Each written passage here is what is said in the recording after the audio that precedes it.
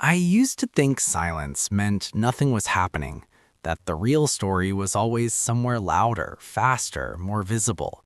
But lately, I've started to notice how much of my life actually unfolds in the spaces between thoughts, in the moments when I'm not performing any version of myself, just existing with whatever is left after the noise fades. And it's uncomfortable how unfamiliar that feels. Like meeting someone I've technically known for years but never truly listened to, because I was always too busy editing myself into something easier to accept, something smoother, more agreeable, more certain than I really was. And now I realize how many decisions I made simply to avoid the feeling of not knowing who I am when no one is watching. How often I confused movement with growth and distraction with healing, and how I kept waiting for some external signal to tell me it was time to change, as if transformation was an event instead of a quiet accumulation of small recognitions, like noticing the way my body tenses around certain memories, or how some dreams no longer feel like mine, or how I've been carrying old versions of myself like unfinished conversations that never really ended, just went silent. And I'm starting to understand that reflection isn't about finding answers, it's about staying present long enough to hear the questions I've been avoiding, the ones that don't demand immediate action but ask for honesty, patience, and a willingness to sit with ambiguity. Because maybe interchange isn't dramatic or visible. Maybe it's just the slow rewiring of what I pay attention to. The shift from trying to control the narrative to simply observing it. From needing certainty to allowing complexity. From chasing meaning to noticing it quietly forming in the background.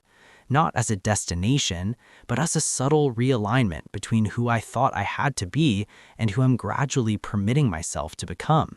For a long time, I thought clarity would arrive as a sudden realization, a moment where everything aligned and I finally understood what I wanted, who I was, and where I was going.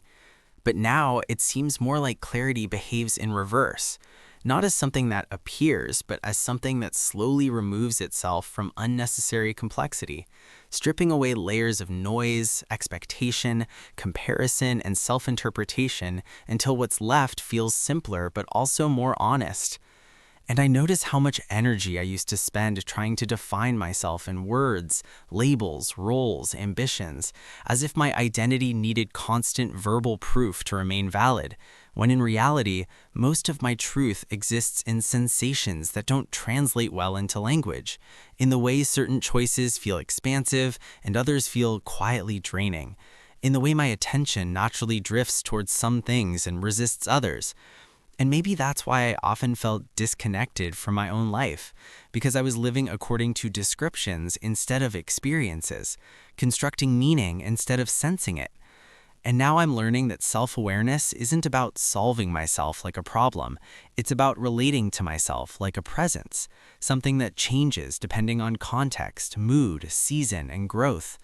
And there's something strangely comforting in realizing that I don't need a perfectly consistent narrative to be real, that contradiction doesn't mean confusion, it means movement, and that the most significant internal shifts are often the quiet ones, the ones that don't announce themselves but subtly change what I tolerate, what I pursue, and what I'm finally willing to let go of. I've been paying attention to how often I rush through my own reactions, how quickly I label feelings as good or bad without actually staying with them long enough to understand what they're trying to show me. And it feels like I've spent years treating my inner world as something to manage instead of something to listen to, as if emotions were obstacles to clarity rather than signals pointing toward it.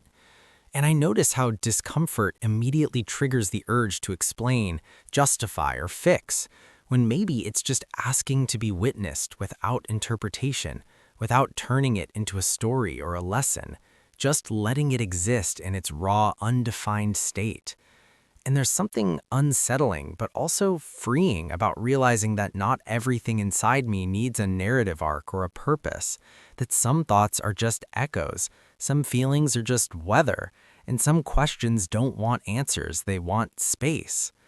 And I'm starting to sense that awareness isn't about becoming more certain.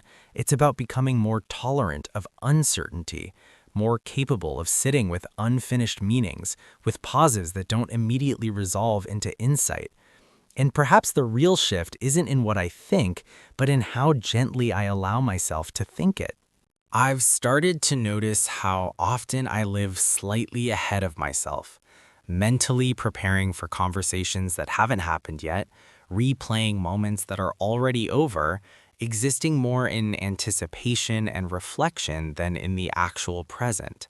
And it's strange how normal that felt for so long, like a quiet background habit I never questioned, until I realized how rarely I experience anything without immediately translating it into thought, meaning, or expectation, and how that constant internal commentary creates a subtle distance between me and my own life, as if I'm always watching instead of inhabiting, narrating instead of feeling.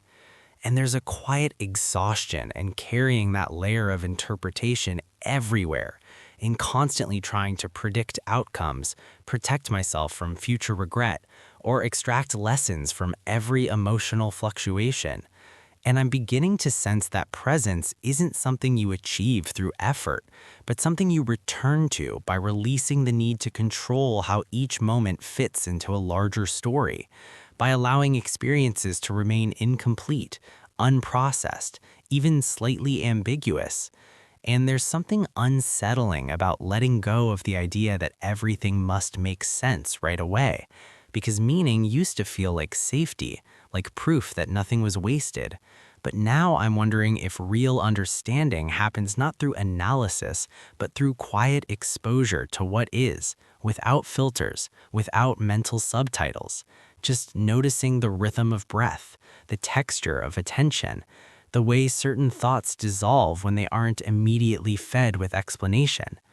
And maybe inner change doesn't come from redefining who I am, but from softening the grip I have on needing to define myself at all, from trusting that awareness doesn't require constant commentary, and that sometimes the most honest state is simply being here, without needing to translate existence into something useful, meaningful, or impressive. Lately, I've been thinking about how much of my personality is actually built from repetition, not intention. How certain ways of reacting, avoiding, or performing myself became habits long before I ever chose them consciously. And it feels strange to realize that I've been carrying emotional patterns that once protected me but now quietly limit me, like reflexes that still activate even when there's no longer any real threat. And I notice how easily I confuse familiarity with truth, assuming that what feels normal must be who I really am, when in reality it might just be what I've practiced the longest. And there's something both unsettling and hopeful in recognizing that identity isn't a fixed structure, but a collection of learned responses that can be observed, questioned, and slowly reshaped. And I'm starting to see how self-change doesn't require dramatic reinvention.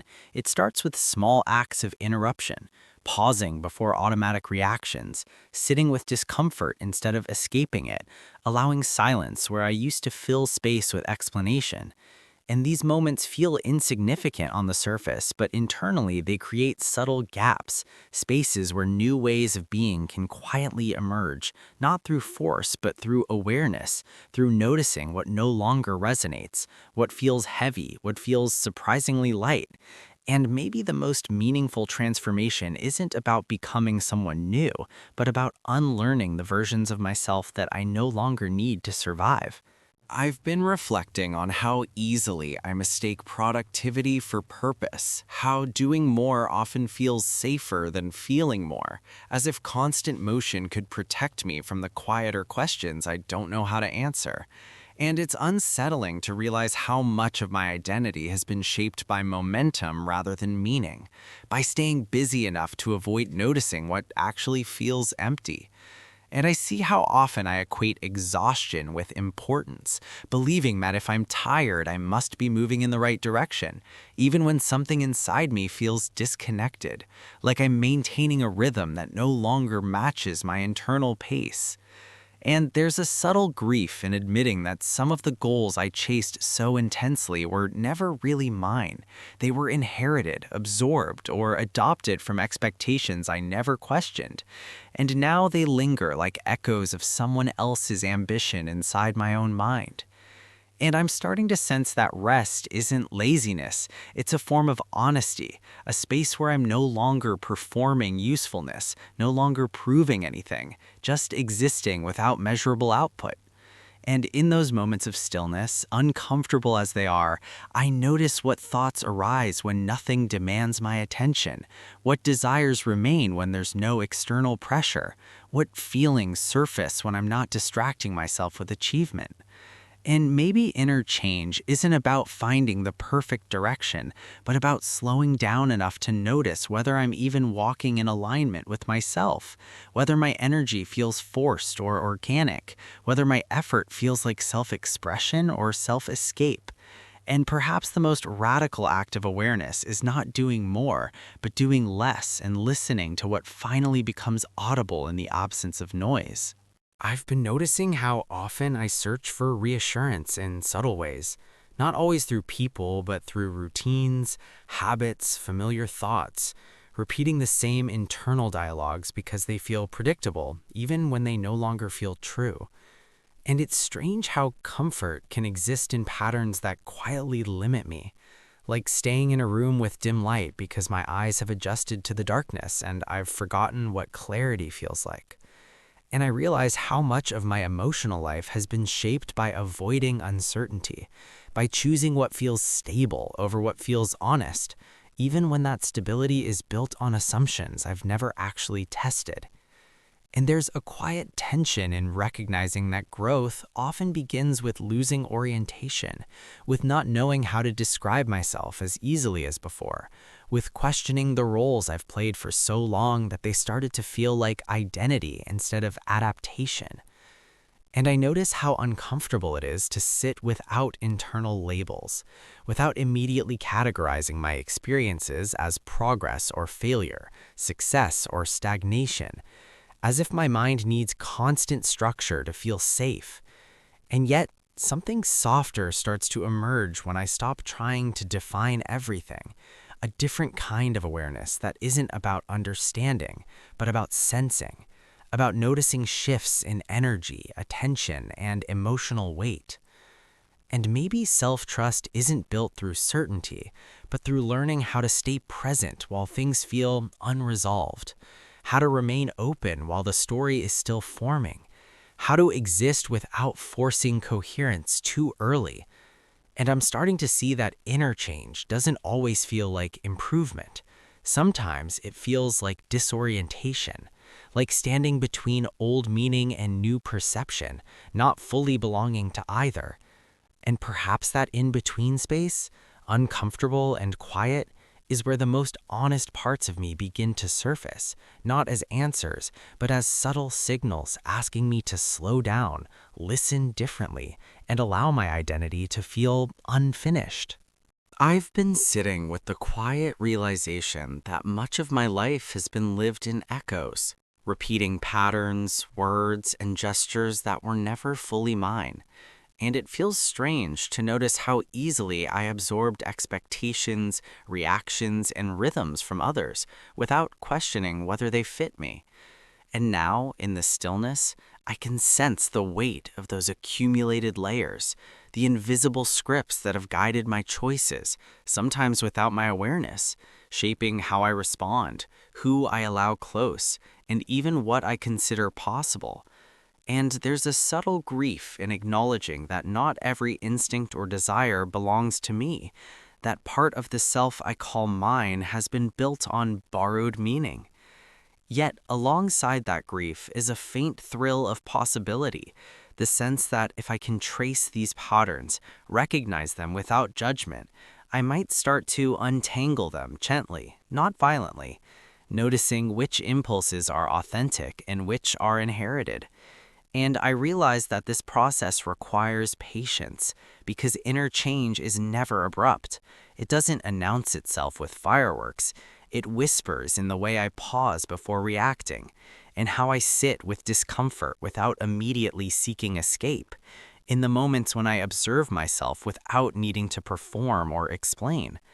And I see that reflection isn't about solving who I am, but about noticing the distance between who I thought I had to be and who I quietly am. The subtle inclinations that remain when external demands fall away. And perhaps the truest awareness emerges in the liminal spaces, in the quiet attention to breath, thought, and sensation, in the patience to witness my own unfolding without interference, allowing small shifts of perception to accumulate until the self that rises is lighter, more nuanced, more genuinely aligned with the inner voice I've long ignored in favor of the stories I was told I should inhabit.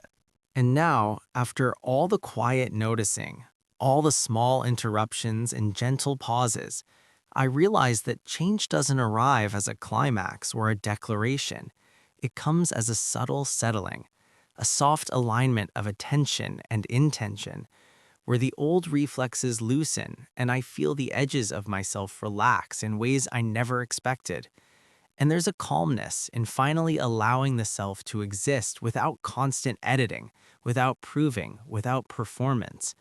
And in that stillness, I sense a freedom I didn't know was possible, a quiet courage to inhabit uncertainty, to trust the slow rhythm of becoming, to welcome both clarity and ambiguity as equally vital.